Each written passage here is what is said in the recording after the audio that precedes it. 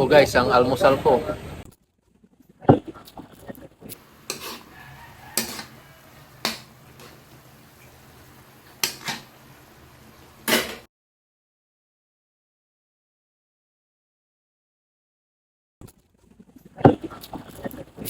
Yan po.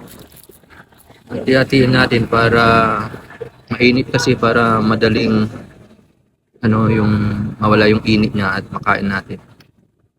Ganun po yung pagkain. Hati-hatiin nyo. Yan po. Sarap na almusal. Nilagang saging na saba.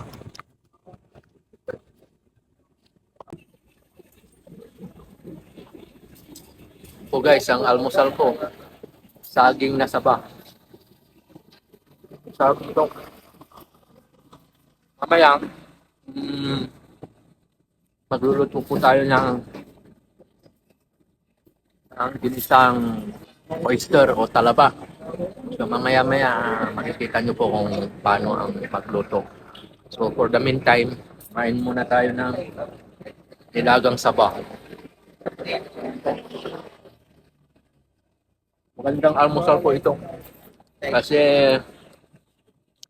sabi nila good for hypertension. Mahal po ito. So kain po tayo. So guys, bago pala tayo magluto ng oyster, ginisang oyster, kalimutan ko pala yung bumili ng bawang sibuyas, paminta. Bili muna tayo.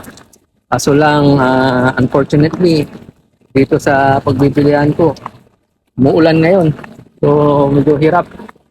Umuulan ngayon.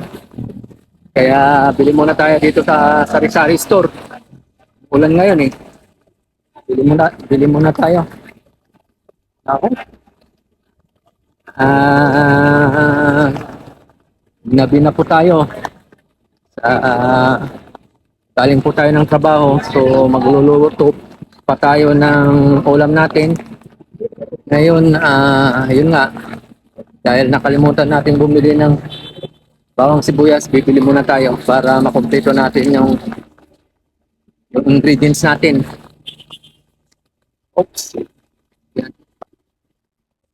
Yan po guys, yung mga ingredients natin. Talaba, bawang, sibuyas, luya, kamatis, at saka sili. So ayan po yung talaba natin. Nahugasan na po yan. So ready na po para isa lang. Ayan po, lagyan natin ng mantika yung mainit na kawali. Ayan po. Tapos try natin yung bawang. Halo-haloin natin. Actually, yung misis ko po yung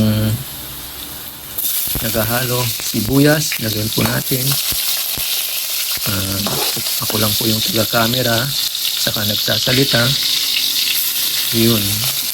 Luya, lagay po natin, halo-haloin natin. Yan po, ganyan po. Mati. Halo-haloin po natin. Actually, madali lang pong magluto ng ginisang oyster o talaba. Ganyan lang po. Yan, igisa po natin mabuti para lumabas yung katas ng kamatis at maging masarap yung luto natin. Lagay na po natin yung oyster. Yan po. Halo-halo lang para maganda po yung pagkakaluto. Asin, ayan po, nakikita nyo po sa screen. Asin, ayan po. Gisa-gisa lang yan. Dire-diretso na po yan. So, malapit nang maluto, lagay nyo na po yung sili para medyo maluto rin yung sili. At maging mabango yung luto natin. Paminta, ayan po. Halo-haloin natin. Ganyan lang po, mabilis lang po ito maluto. Ganyan lang po. Ayan po, habang hinihintay nating maluto yung oyster, magtsaa muna tayo. Malamig po ang panahon. Umuulan sa labas. So, ayan po. Special tsaa po ito. So, good for the health. So, ayan po. Tsa-tsa muna tayo. Hintayin nating magkakulay yung tsaa natin. Ayan po guys, luto na po. Ilatag na po natin. Ayan na po yung inisang oyster na napakadali pong gawin at napakasarap na menu. Ayan po guys, ayan po yung pagluluto ng ginisang oyster o talaba.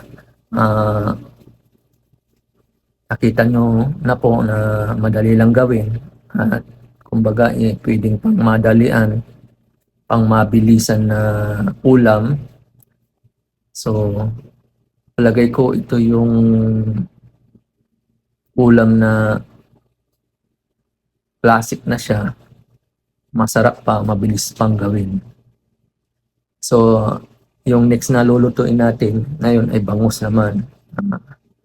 Yung bangus ay pinaksiw sa kamatis, luya, sibuyas. At ito ay madali ang ding gawin. So, itong susunod na video, panoorin nyo po at siguradong masisiyahan po kayo. Ayan po, nilinis na po yung bangus. Iniwa na po yung mga ingredients. Luya, sibuyas, berdeng sili, asin, suka. Ayan po, nakikita po natin ng mga ingredients. Yung kaserola, kasi yan po yung paglalagyan natin. Minsanan po yung paglalagay. Okay, yan po yung luya, ilagay po natin pinaka-bottom. Yun po yung luya. Tapos ilatag po natin yung bangus, ayusin po natin para maganda yung pagkakaluto. Ayan po, ilalagay na po yung bangus. Ganyan po yung paglalagay. So ayan, ayusin mo para maganda po yung pagkakaluto niya. Ayan, lagay nyo na po yung sibuyas. So basic lang po, sabay-sabay po yung paglalagay ng mga ingredients. Ayan po, sibuyas. Lagay nyo na pong lahat yung mga ingredients nyo. Yung berdeng sili, suka. So ito, tansyahan na po to para kumbaga tansyahan na po siya kung gaano yung suka na ilalagay mo. Asin, saka na lang po nyo dadagdagan pag naluto na siya. So after that, yan, lagyan mo ng tubig. So ganyan po. Ayan po, isalang mo na po siya hanggang kumulo, hanggang maluto na yung bangus. Ayan po, takpan natin. O ayan po, ayan, kumulo na siya. So kung feeling mo luto na siya, pwede mo siyang lagyan ng mantika para medyo sumarap pa siya, para may kunting oil yung sabaw niya. So ganyan po, lutuin mo yung mantika. Ayan po, luto na siya. So ganyan po ang itsura. Ayan po. So may paksiw ka na ng bangus. At yan po, masarap po yan. Ganyan lang po. So guys, nakita nyo na po yung pagluluto ng paksiw na bangus. Pangasinan style. So ganun lang po, napakabilis. Halos lahat ng ingredients naka-ready na, sabay-sabay na ilalagay sa kaserola, tapos iluluto mo na lang na ganun. So guys, I hope na nagustuhan nyo yung vlog ko ngayon. So guys, maraming salamat po at hanggang sa muli. Kunting tulong po, subscribe po at pakisubaybayan po yung mga vlog po natin para po umunlad pa yung aking munting channel. At muli, ako'y nagpapasalamat po sa inyo. Maraming salamat po.